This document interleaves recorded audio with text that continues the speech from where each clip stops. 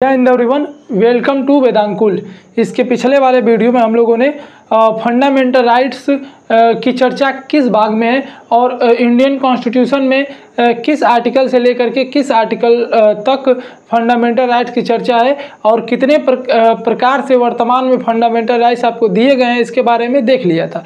उसके बाद जो है कि प्रत्येक टाइप्स जितने भी आपको फंडामेंटल राइट्स वर्तमान में दिए गए हैं उसको डिटेल वे में अध्ययन करेंगे इस वीडियो में। तो आइए हम वीडियो शुरू करते हैं। सबसे पहले एक बार और दोहरा लेते हैं, फंडामेंटल राइट्स की चर्चा पार्ट 3 में दी गई है कि किस में दी गई है, पार्ट 3 में। और कहाँ से कहाँ तक, आर्टिकल 12 से लेकर के 35 तक फंडामेंटल राइट्स की चर्चा की गई है।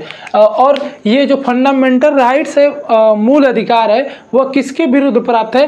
तो आपको राज्य के विरुद्ध प्राप्त है। किसके विरुद्ध प्राप्त है? तो राज्य के विरुद्ध प्राप्त है। तो संविधान निर्माताओं ने जो है कि सबसे पहले आर्टिकल 12 में क्या कहा कि द स्टेट की परिभाषा दे दी। किसकी परिभाषा दे दी? द स्टेट की। आपके जो सीयूटी, यूजी एंड पीजी में अगर क्वेश्चन पूछेगा तो यही इतना ही पूछेगा कि द स्टेट की परिभाषा किस आर्टिकल में दी गई है। तो आर्टिकल, इसका आंसर होगा क्या? आर्टिकल 12 में दी गई है। इसके अलावा आर्टिकल जो 36 है, जो डायरेक्टिव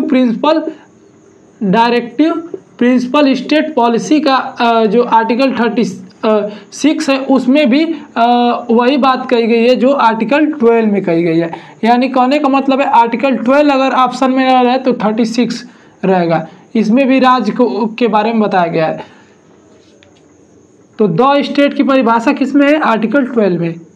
द स्टेट को राज्य कहते हैं, जिसमें क्या क्या सम्मिलित है? पार्लियामेंट है, गवर्नमेंट ऑफ इंडिया है, इसके अलावा हम कह सकते हैं कि स्टेट लेजिस्लेचर है, इसके बाद जो है कि और भी है, लोकल अथॉरिटी है, अदर अथॉरिटी है। ये सब जो है कि द स्टेट में सम्मिलित है। बस इतना आपको याद रखना है कि परीक्षा में कि द स्टेट की परिभाषा किस में दी गई है? तो आर्टिकल 12 में। बस ये इतना आपके लिए याद रखिए, एनफ है। उसके बाद आर्टिकल जो है कि 13 क्या कहता है? आर्टिकल 13 जो है कि डेरोगेशन की बात करता है। डेरोगेशन का मतलब होता है अल्पीकरण। अल्पीकरण को सीधा शुद्ध भाषा में कहें, यानी आम भाषा में कहें तो कम करना। कम करने का मतलब है, जैसे कि आर्टिकल 13 में लिखा है कि जब हमारा संविधान लागू हुआ, जो 26 जनवरी 1950 को संविधान लागू हुआ, उसके पहले जितनी भी विधियां हैं, यदि वो आपके फंडामेंटल राइट्स का हनन करती है, यानी वायलेशन करती है, तो वह शून्य घोषित कर दी जाएगी। और इसके आगे उसमें और लिखा है कि जो है कि राज्य, मतलब राज्य का मतलब जो द स्टेट जो आर्टिकल 12 में जिसकी परिभाषा दी गई है, वे ऐसी कोई विधि नहीं बनाएगा, मतलब ऐसा कोई लॉ नहीं बनाएगा जो लोगों के फंडामेंटल राइट्स का वायलेशन करती है। यदि करेगी तो उसे वाइड कर देगा, शून्य घोषित कर देगा। यही बात कहता है आर्टिकल 13। तो आर्टिकल 13 में केवल इतना बात आपको याद रखना है, बस डेरोगेशन। आप जब नोट्स बनाएंगे तो उसमें भी क्या लिखेंगे? बस डेरोगेशन आर्टिकल 13 इस तरह बना करके डेरोगेशन, अल्पीकरण, जो हिंदी वाले हैं अल्पीकरण लिख देंगे। बस इतना ही आ सकता है, इसके अलावा इसके ऊपर नहीं जो है कि पूछा जा सकता है। अब हम आते हैं अपने राइट टू इक्वलिटी। कहने का मतलब है पहला फंडामेंटल राइट्स आपको दिया गया है। वर्तमान में आपको 6 प्रकार के फंडामेंटल राइट्स दिए गए हैं, कल ही बताया गया था। यदि वह वीडियो आप नहीं देखे हैं तो डिस्क्रिप्शन बॉक्स में जो है उसका लिंक दे दिया जाएगा, पहले उसको देख लीजिएगा, फिर इसके बाद इसको देखिएगा, तब आपको अच्छे से समझ में आएगा।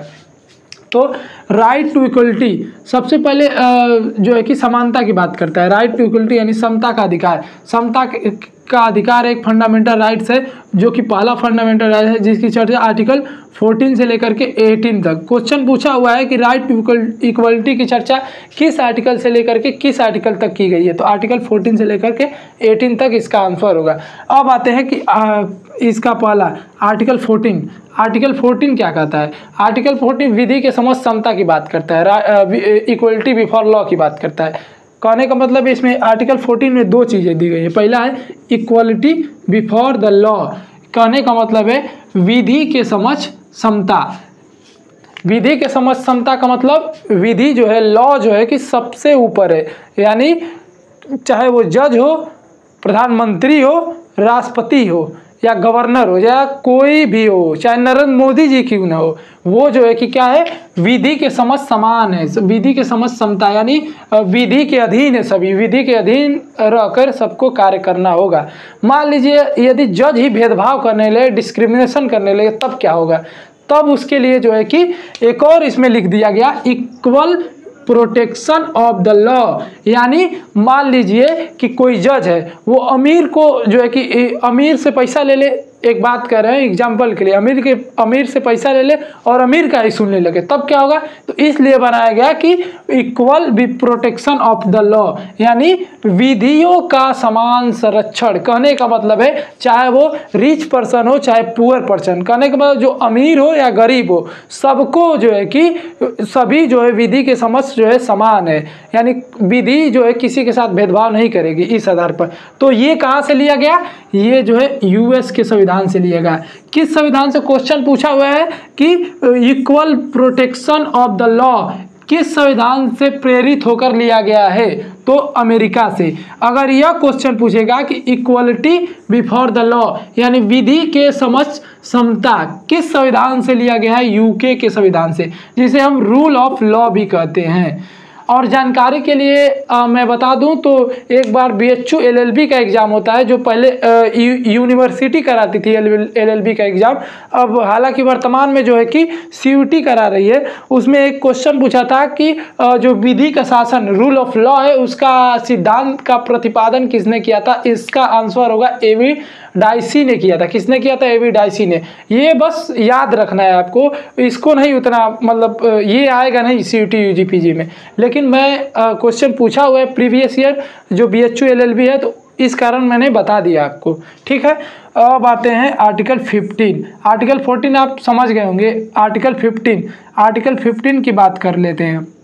आर्टिकल 15 क्या कहता है कि भैया किसी भी व्यक्ति को, चाहे गरीब अमीर चाहे कोई भी किसी जाति धर्म का व्यक्ति है, उसे उसके साथ आप भेदभाव नहीं कर सकते। तो आर्टिकल 15 इसी की बात करता है। कहने का मतलब है कि prohibition of discrimination on grounds of religion, race, caste, sex और प्लेस ऑफ बर्थ। कहने का मतलब है कि किसी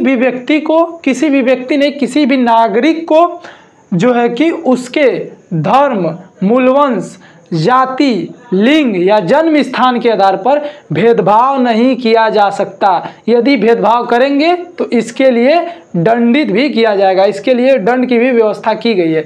तो उसको आप जानने की जरूरत नहीं है आपको, बस आपको ये याद रखना है आर्टिकल 15 क्या कहता है, prohibition of discrimination on ground of religion, race, caste, sex और प्लेस ऑफ बर्थ। बस इतना याद रखना है। आपके ऑप्शन में जो है कि यही रहेगा, ठीक है। उसके बाद आ जाते हैं अगला आर्टिकल 16। आर्टिकल 16 जो है कि equality of opportunity in matters of public employment.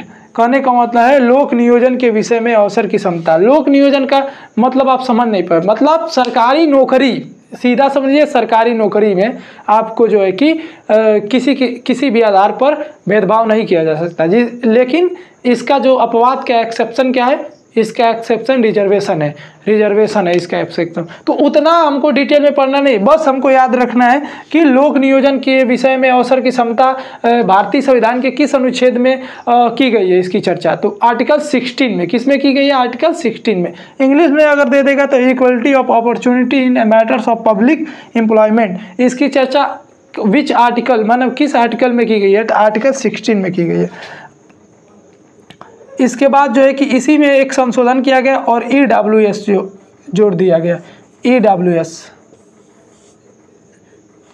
जिसको 10% रिजर्वेशन की बात कही गई। किस संविधान संशोधन द्वारा पूछ सकता है आपसे, तो 103 CUT UG जो है 2023 में एक क्वेश्चन पूछा था कि EWS किस संविधान संशोधन द्वारा जोड़ा गया था भारतीय संविधान में। तो इसका आंसर होगा 103 यानी 103वां संविधान संशोधन द्वारा कब जोड़ा गया, 2019 में जोड़ा गया। कब जोड़ा गया दोस्तों, 2019 में जोड़ा गया। इतना याद रखिएगा, इसके बगल में नोट कर लीजिएगा इसको, ठीक है। इसके बाद आते हैं अगला आर्टिकल क्या कहता है, आर्टिकल 17 का एबोलिशन ऑफ अनटचबिलिटी। अब क्या अब समानता, ये जो आपको राइट्स किसकी बात कर, राइट टू इक्वलिटी की, समानता के अधिकार की बात करता है। तो आर्टिकल 17 कहता है कि भैया अस्पृश्यता का अंत, कहने का मतलब एवोल्यूशन ऑफ अनटचबिलिटी, यानी जो अनटचबिलिटी, कहने का मतलब है छुआछूत का अंत। गांव के भाषा में समझे तो छुआछूत का अंत,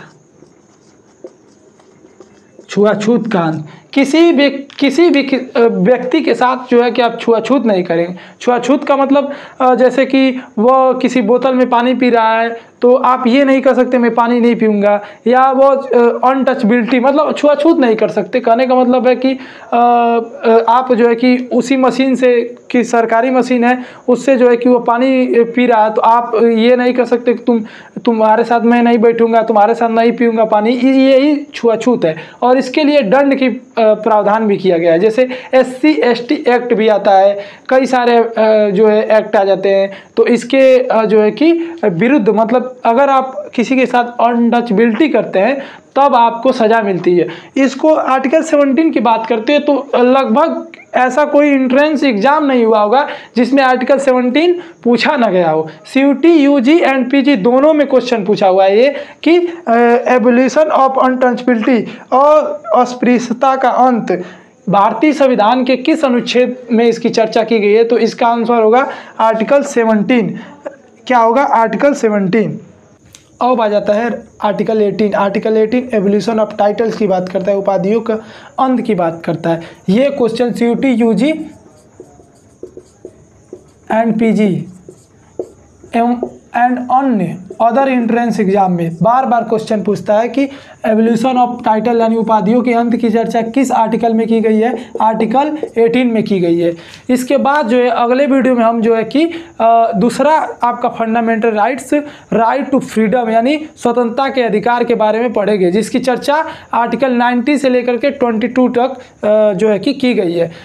अगर यह वीडियो आपको अच्छा लगा है तो चैनल को सब्सक्राइब कीजिए, लाइक कीजिए और ज़्यादा से ज़्यादा शेयर कीजिए। मिलेंगे अगले वीडियो में, तब तक के लिए जय हिंद।